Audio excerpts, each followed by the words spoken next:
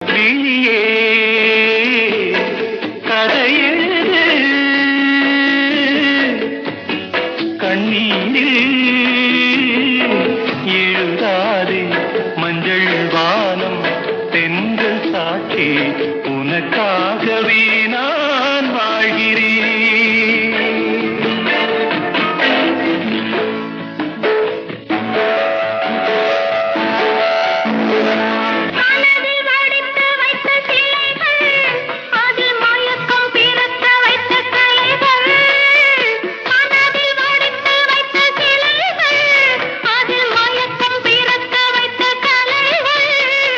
மேகங்கள் போல் நெஞ்சிலோடும் வானத்தை யார் மூடக்கூடும் உனக்காகவே